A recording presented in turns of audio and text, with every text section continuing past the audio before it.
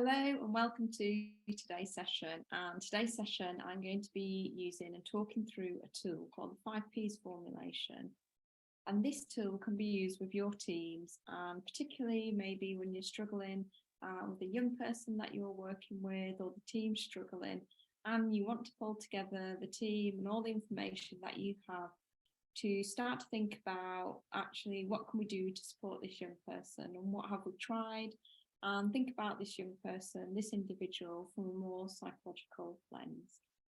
So the 5Ps formulation is used, actually, we started using it by psychologists. And typically what happens is a psychologist may do an assessment and then complete a formulation. The type of formulation that they will use will depend upon the model that they're working from. And the 5Ps formulation comes through actually from a cognitive behaviour therapy approach. And even though the cognitive behaviour therapy approach doesn't quite align with the trauma-informed approach and the practice that we talk about, the actual model, this formulation model, actually works really well. And particularly when you're trying to maybe increase empathy. So for example, if you've got a young person that you're working with and the staff are quite depleted in terms of their energy, and they're kind of not sure what's working and what's not working anymore, feel maybe quite hopeless about this young person and kind of why they're there, and people might be giving up or kind of in a position where this young person's starting to get labels maybe quite negatively. So I'm going to take you through each part of the formulation and talk about how you can use this. Now, it's important to remember that we're not asking you to do an actual psychological formulation. So we're not asking you to be a psychologist. We're actually saying to you is you can use this as a model and as an approach for you to be able to facilitate with your teams to be able to think about. Now, don't get caught up on thinking about which box does it go in and what impact does that have. It's actually about the process that you go through and the conversations that you have with your team. So to get started with, we're looking at the presenting factors. So what are the difficulties that's taking place? So what difficulties, what type of behaviour, what is the behaviour that's being displayed by this young person, and actually label it. And you want to be really clear in terms of describing behaviour that's challenging. So we don't want to hear any generic terms such as like kicking off, because everybody thinks differently when they hear that term. So you want to be really clear in terms of defining what are the difficulties that you're being presented with, and the difficulties that actually are causing you the most difficulty. So if you've got a long list, actually maybe identify the top 1 or 2 difficulties that actually are really problematic for you. Now, after people have had that opportunity to think and reflect about actually what are the difficulties, this also gives you an opportunity to think about, okay, what is it that we actually want to focus on? Because if you focus on all the difficulties, for example, a young person might not be taking off their coat when they come into the classroom or whether into their setting, you kind of think, okay, is that really problematic at the moment? Is that kind of what we want to focus on right now? And actually you might come up and say, no, actually that is not one of our problematic major kind of concerns, but this is instead. It gives people the option to reflect as well upon actually, are we focusing on the right things, the things that we are focusing on, actually what impact is that having on that young person. Then you're moving over to predisposing factors. So now we're starting to think about what has made this individual more vulnerable to this problem that we're experiencing, or this difficulty that they're having. So within this, we want to think about their early childhood experiences. It might be their experiences of kind of being born into this world. So is it that they're maybe that the mum had experienced trauma during pregnancy and that would have had an impact? Maybe that there was alcohol and substance misuse taking place during pregnancy.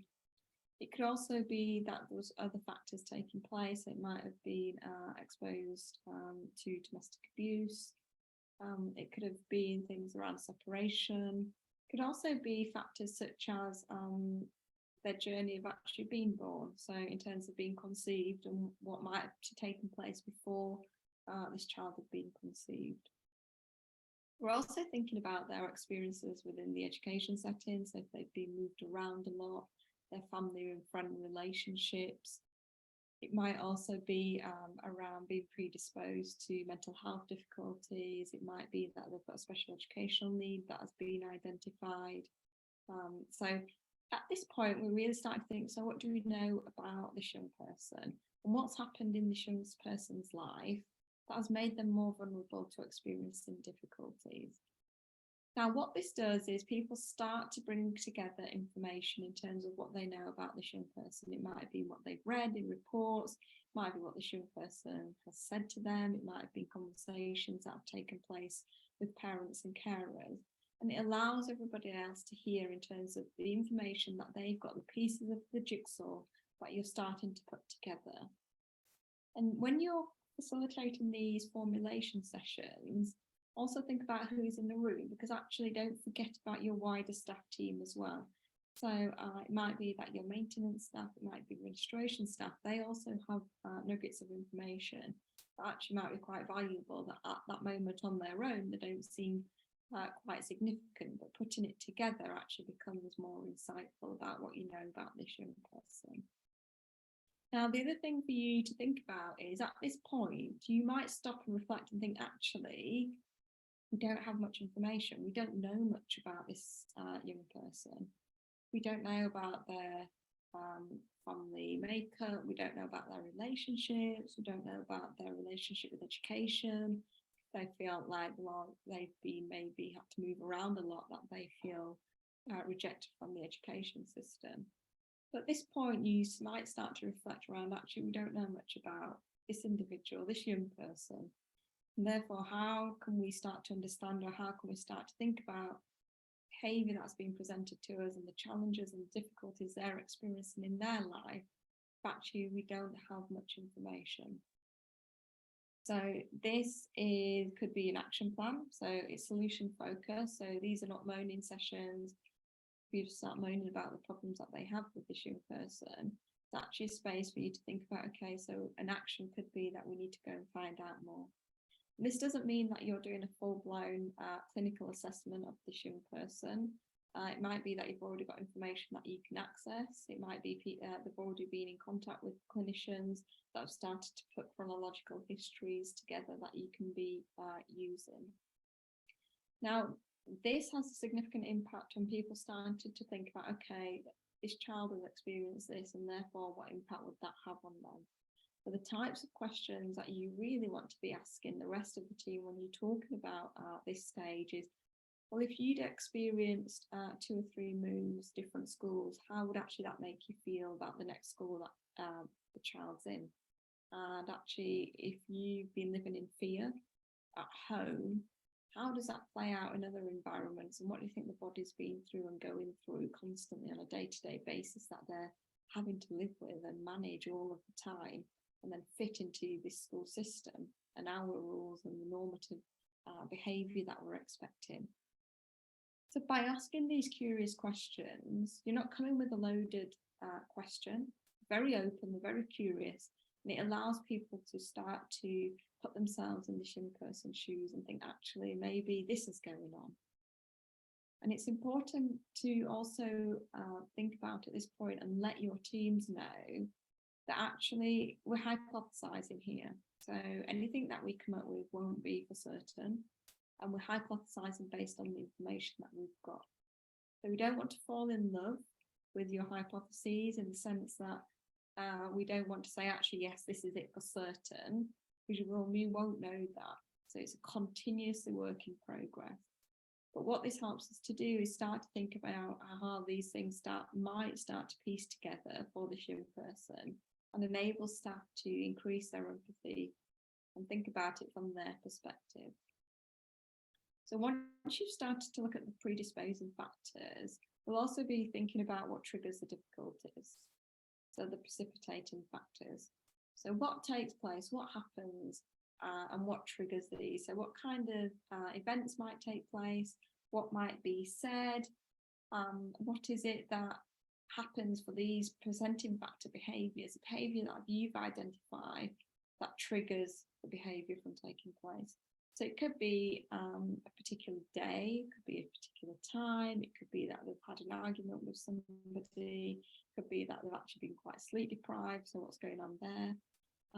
It could be that there's a certain time of day that young person keeps leaving, whether it's the school grounds or the residential placement that they're living in.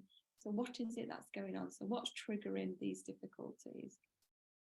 It could be sensory things that you've noticed, so if they feel quite irritable within the clothes that they're wearing, or it might be temperature, or it could be quite noisy, it could be a particular staff member.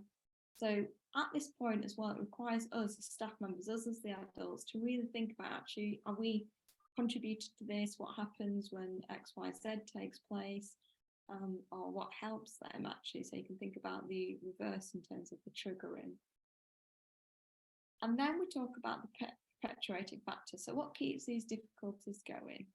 And these might be things around like low self-esteem, it might be low self-confidence, it might be difficulties in terms of their sensory profile, so being able to regulate and feel regulated and feel safe within their body. It also might be relationship difficulties, so there might be things actually that having contact with certain people, whether it's family or friends, that these keeps these problems going. It might be difficulties that we have very little control over too. So there might be life circumstances, family circumstances, wider system circumstances that keeps these difficulties going.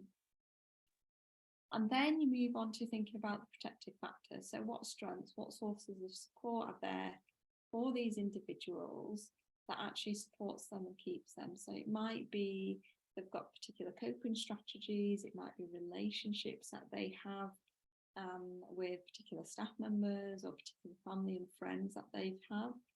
It might be also particular hobbies that are of interest to them. So what is it that's going on for them that they've got access to support? Or it might be something within themselves as well, so a particular personality trait that might be actually a protective factor for them. So how you might set this up is you as a presenter, so if you're facilitating this, you might have flip chart papers with these titles on there, and you're moving across the flip charts as you're facilitating this conversation with them and making notes. And then as you start to come to wrap this up in terms of you've been through the formulation, you develop an action plan. So one of the actions might be we need more information. It might be actually at a certain time they're going to be greeted by certain members of staff, or they know that this is where they can access the support from. Or it might be a particular intervention that you're looking to start to increase, maybe support them with their social skills, or think about how they can learn about the bodily based response and how that feels, and how they can use discrete strategies such as breathing techniques to help their body and brain feel safe and calm again. And then also maybe it might be some around developing their awareness around their emotions, and in trying to, instead of trying to suppress them and think about emotions negative or positive, actually they start to try and understand them and think about actually how they show up for them and what they can do to help them feel more manageable and calmer again.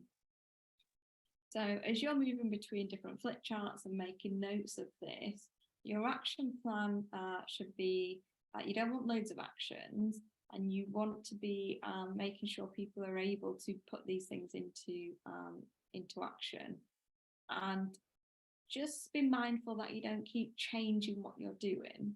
So one thing that I see quite a lot is you start with an intervention, and then you think, actually, this is not working, and we're going to change it. We're going to add this, or we're going to change this and try this instead, or we're going to add something else.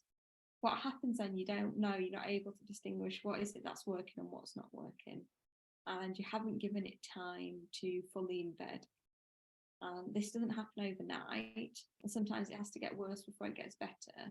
And the reason for that is it might be you're changing your approach with this young person. It might be that actually the language that you're using is very different. It feels more calmer in terms of how you're presenting and talking to this young person. And therefore, don't forget they're on safety survival mode. and this will feel unnerving for them, and it might feel unsafe. And you might see this in other relationships with the young people that you have, in that you might think, great, I'm starting to build a really good relationship here. And then all of a sudden something happens and you think, well, they've just sabotaged that. And it's not then consciously sabotaging. It actually starts to feel unsafe because maybe they're not used to those safe connections, those co-experiences of co-regulation taking place. And therefore it might be that they pull back in an effort to feel safe again, because they're going for what they're used to, what they're familiar with. Unfortunately, that might be at conflict and relationships breaking down around them. So that can feed into their script around what the world is and the people around them are like. So just be mindful in terms of how you schedule your actions and the implementation, and how you communicate this as well with the young person. So in instances on a one-to-one basis, it might be that you talk about, actually, would this be helpful for you? We've noticed this has taken place, and start to have this open dialogue and this conversation with the young person so you can get their voice. Now, you wouldn't necessarily may not think it's appropriate to share this full formulation that you've done, but you might create a condensed version, an easier to access version for the young person if you want to share the formulation with them. Just be mindful about doing that because you're not clinically trained, and that's kind of not the position we're trying to put you in. So it might be that you just decide that you keep it for your staff team as an exercise to think about, actually, how can we then come back to this and see if anything's changed. So once you've developed and put in your action plan and you're monitoring to see if it's affecting, if it's working, you come back to your formulation and revise it. And actually, have you got more information on the predisposing factors? Do you have any more information in terms of what keeps the problem difficulties going, or anything around triggers? So this is a real nice way, just to wrap it up, to kind of let you know that actually there are tools out there that you can use with your team.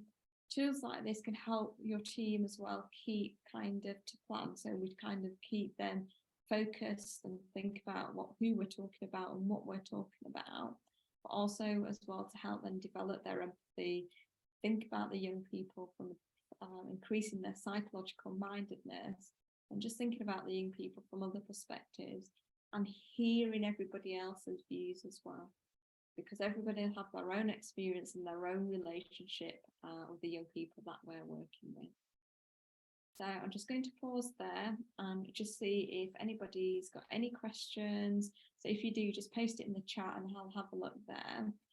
So you'll just see me moving across to the other screen, and we can just see if there's anything that people want to ask.